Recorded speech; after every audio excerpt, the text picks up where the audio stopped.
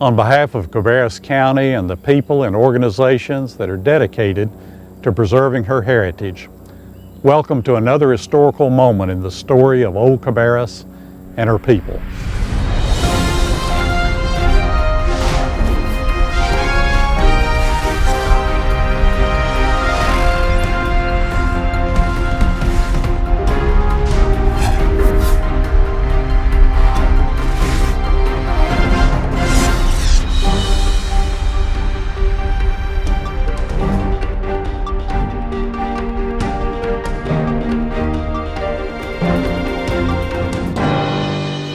Centuries seem to vanish as we walk along the edges of Little Meadow Creek in eastern Cabarrus County.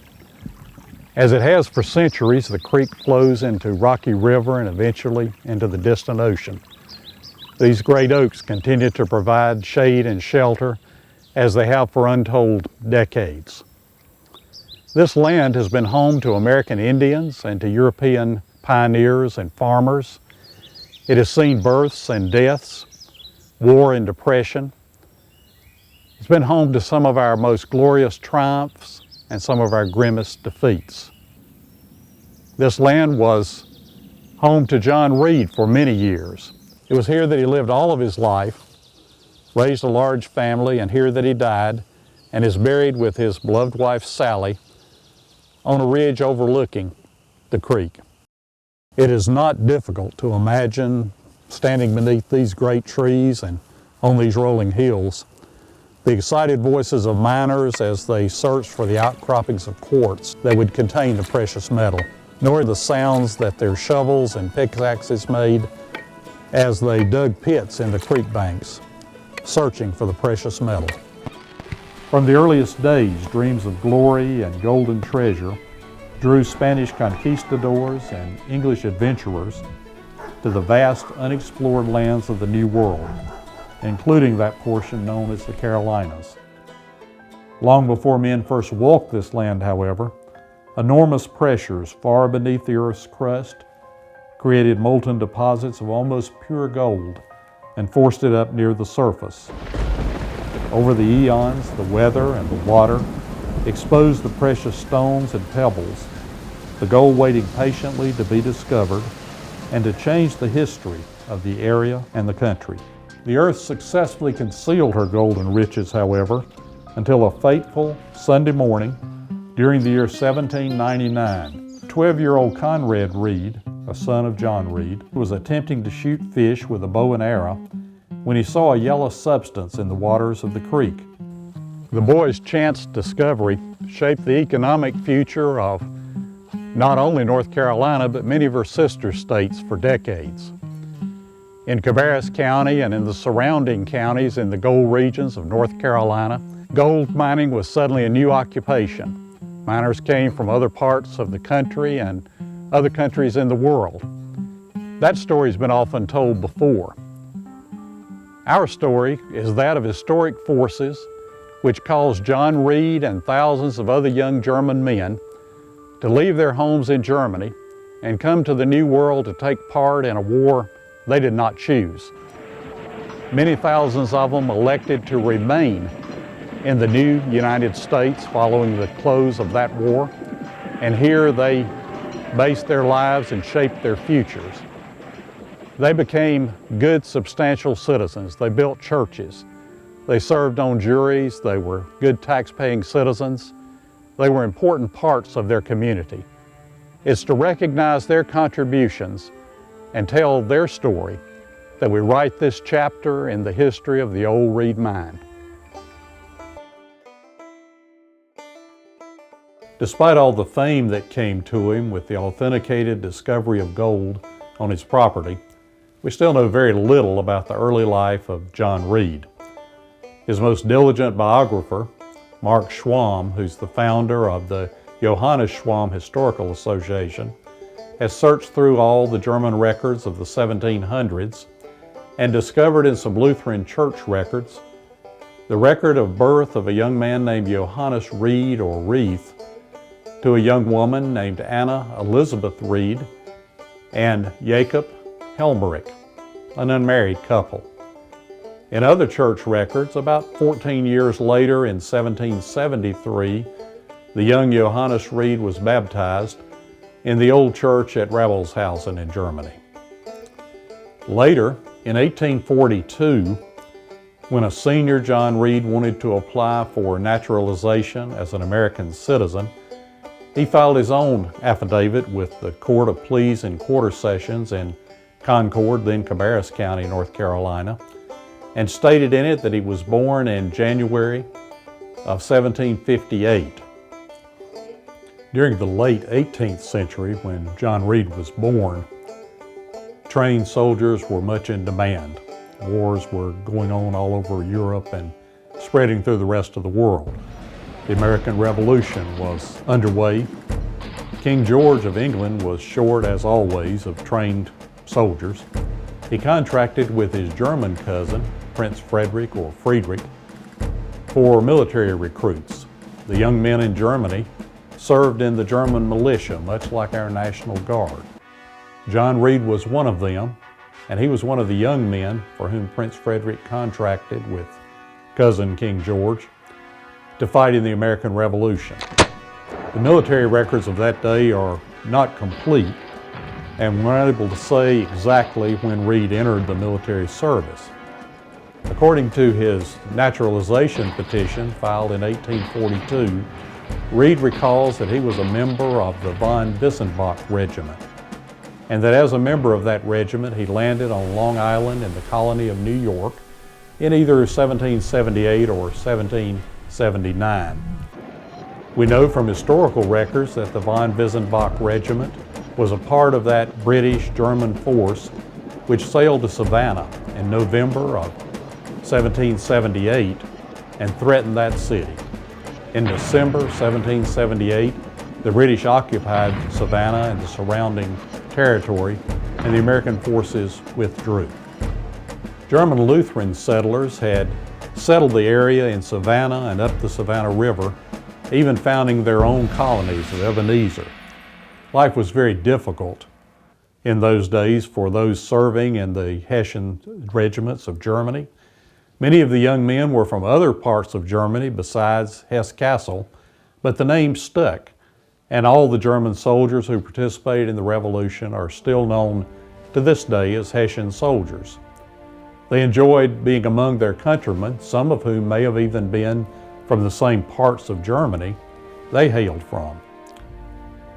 As the war wore on and they were stationed near Savannah for several years, we can imagine that they heard about the friendly German colonies in Orangeburg, South Carolina, and further north in Old Mecklenburg and Rowan counties in the colony of North Carolina.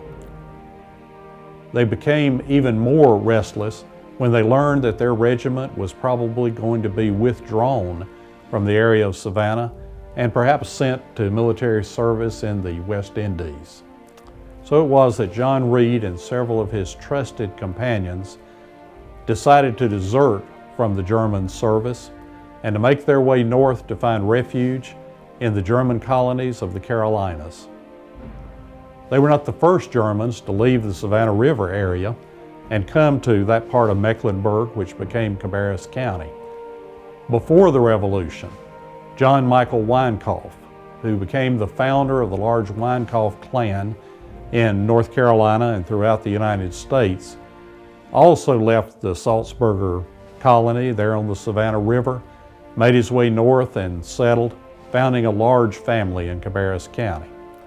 He was accompanied by a friend named Thomas Mock, whose descendants left Cabarrus County to move to portions of Old Rowan.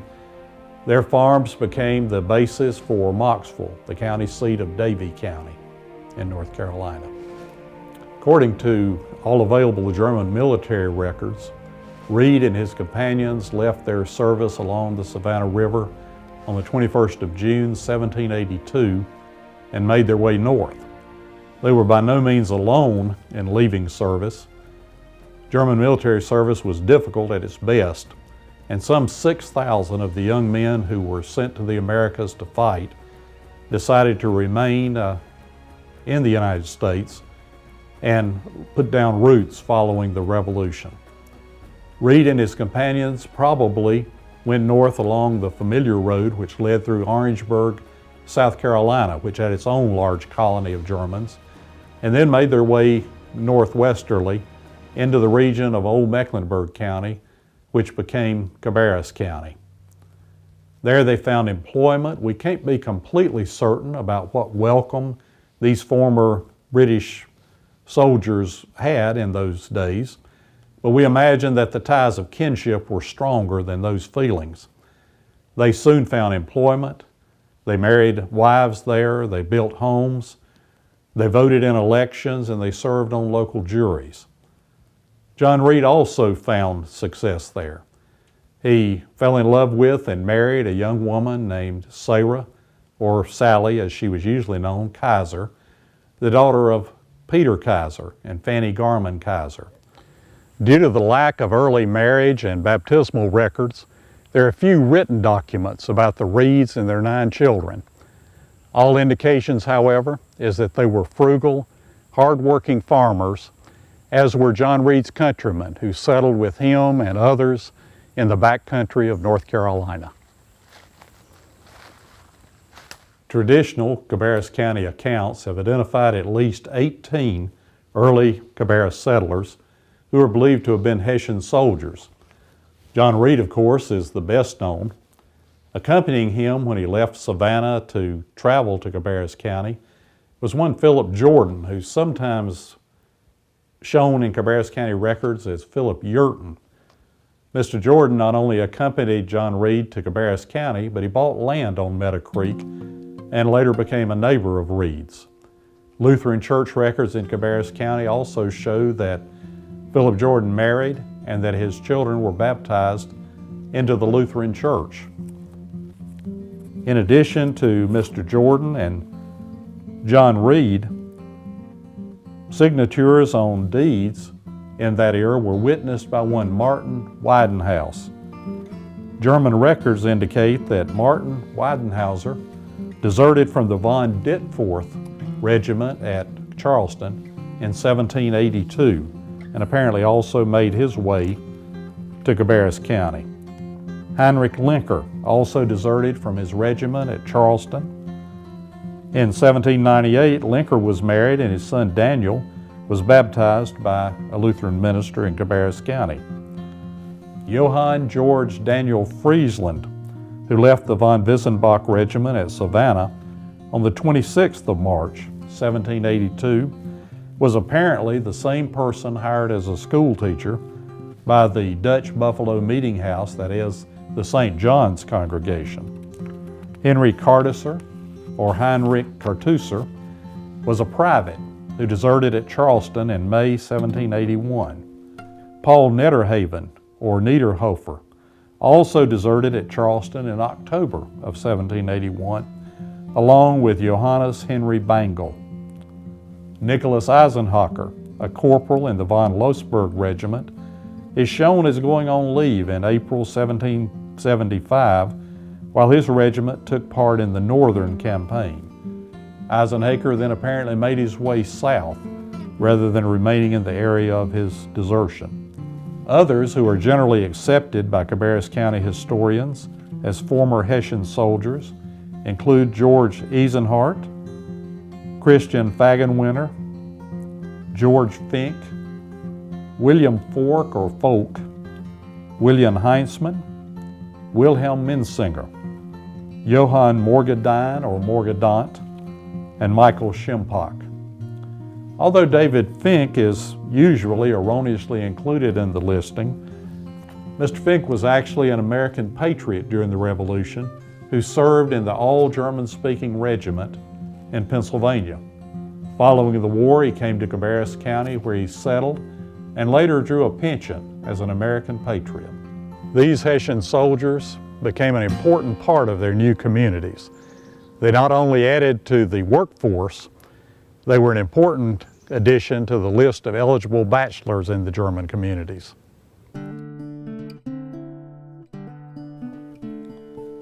According to the traditional account of the discovery, as written by George Barnhart in January 1848, Conrad Reed was attempting to shoot fish with a bow and arrow when he saw a yellow substance in the waters of the creek.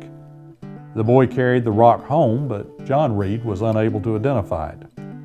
A local silversmith in Concord, a man named William Atkinson, was also unfamiliar with the metallic rock, which was later described as being about the size of a small smoothing iron. According to Barnhart, John Reed used the stone as a doorstop until 1802, when it was identified as gold by a Fayetteville, North Carolina jeweler. The jeweler refined the gold into a bar some 6 or 8 inches long. John Reed was unaware of the stone's true value and accepted what he called the big price of $3.50 from the jeweler, only a fraction, of course, of its true value. By some accounts, John Reed later confronted the jeweler about the true value of the bar of gold and demanded and received an increased sum from him. Barnhart doesn't mention any additional payment to Reed in his account of the discovery of gold, but we'd like to think that's what happened. When Reed returned to his home, he searched the area along Meadow Creek and found other nuggets there. Mr. Reed then formed a partnership with his brother-in-law, Frederick Kaiser, a local Baptist minister named James Love, and Cabarrus farmer and businessman Martin Pfeiffer Jr., and the group began exploring the area for gold. The Carolina Gold Rush began in earnest the following year, when a slave named Peter found a 28-pound lump of almost pure gold on the bank of Little Meadow Creek, and the excited adjoining landowners began searching their own lands for the precious metal. News of the discovery of gold on John Reed's farm spread like wildfire through the area. Reed quickly became the most famous former Hessian soldier who decided to remain behind in the U.S. following the war. News also spread to neighboring communities and states. In April 1804, a Moravian resident wrote in his diary that gold has in fact been discovered in Cabarrus County and has been being mined there for several months, that it was the first gold discovered in the United States. The Reed mine continued in active operation in 1804. 5 large nuggets were discovered there, ranging from almost 2 pounds to almost 9 pounds in weight. When they were sent to the smelter, they immediately became famous for the purity of their gold content. Word also spread to neighboring states, and out-of-state speculators began to look to the region of Cabarrus County and the surrounding counties.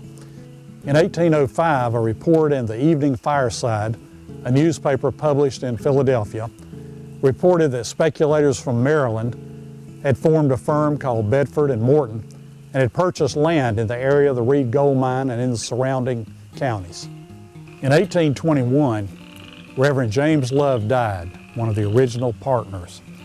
The remaining partners, however, continued their profitable arrangement and continued to find large nuggets of almost pure gold. The Reed mine was not run using any of the modern machinery. However, John Reed was primarily a farmer and believed that mining operations ought to be carried out after the time of planting and harvesting was past. They used old-fashioned pans and log rockers in order to remove the gold from the lighter sand and gravel that was found in the creek. In 1824, 3 additional large nuggets were located on the Reed mine property, ranging from 8 pounds to 9.5 pounds, and finally one large nugget of 16 pounds. One commentator states that by 1824, gold totaling $100,000 in value, a fortune for that day, had been removed from the Reed mine property. Operations continued. In 1835, 5 nuggets were located on the property, ranging in size from 1 pound to slightly more than 13 pounds. During that period of time, all gold minted in the Carolinas had been sent to the U.S. Mint in Philadelphia for processing. In 1835, however, Congress created 3 branch mints, one at New Orleans, one at Charlotte, North Carolina, and one at Dahlonega, Georgia. The success of the mining operations at Reed Gold Mine enabled John Reed to complete construction on his own large dwelling house here on Mansion Hill on his farm property. That same success also spurred local interest in mining operations. In 1806, John Tucker sold 648 acres of land lying on both sides of Little Meadow Creek and Rocky River to a group of investors. In the early 1830s, another group of local investors organized a mining company. Unfortunately, due to disagreements among those miners, the property had to be sold under a court order in 1834 and 1835. Subsequent owners continued to operate the mine for the purpose of taking gold out of the property of Francis Vanderburg until 1863, when the property was sold to the Phoenix Mining Company.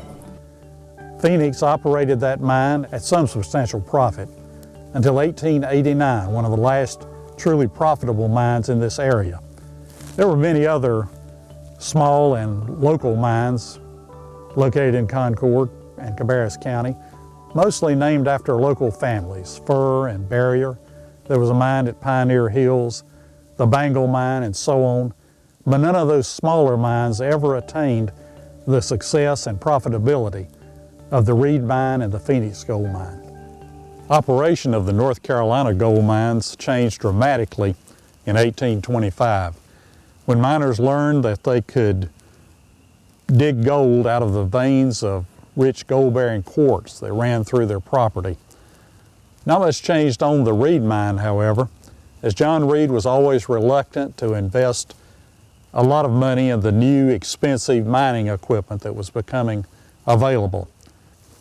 His miners continued to dig up gold-bearing ore along the banks of Little Meadow Creek and in pits that they dug all over the property. The first true underground mining at the Reed Mine, however, was not until 1831, when Isaac Creighton, one of John Reed's grandsons, dug a pit on Upper Hill and found the first underground gold deposits there. Management also changed dramatically at the Reed Mine in about the early 1830s. Martin Pfeiffer Jr., one of the original partners, died, followed by Conrad Reed, the discoverer himself, who died at a young age in 1834. Later, in November 1834, the Reed family met for a family conference. John Reed was then 75 years old and no longer much interested in working the gold mine or the fields. He reached an agreement with his family, 7 children, and then the surviving son of Conrad Reed, that they would work the mine and pay John Reed a royalty on all gold that was taken out. Under the agreement, all of the 8 partners who were present on a day when gold was found would share equally in any nuggets that were taken out of the mine. That arrangement worked well under the managership of George Barnhart, who was also a Reed son-in-law, and who was the author of the 1852 history of the discovery of gold at Reed Gold Mine. Things went well until one day a large nugget, about 13 pounds of gold, was found on a day when George Reed was not able to be present. He needed to be home with his sick wife. He had sent his 16-year-old son, Arthur, to work in his place, and apparently Arthur's work was satisfactory, but then this large nugget was found. As you can imagine, a controversy quickly broke out over who should share in the proceeds from the large nugget. Robert Motley, who had actually unearthed the nugget, felt that it just wouldn't be fair for George Reed to have his share of the proceeds since he wasn't present on that day, and contended that George's son, Arthur, was not a suitable substitute for his father. George Reed eventually filed suit in the Superior Court to recover his share of the proceeds of the nugget. In doing so, he also obtained an injunction against the operation of the entire Reed Mine. That suit dragged on in the courts for many years, and not until 10 years later, in 1845, the North Carolina Supreme Court ruled in favor of George Reed's position and decreed that he should have an equal share of the nugget found over 10 years earlier.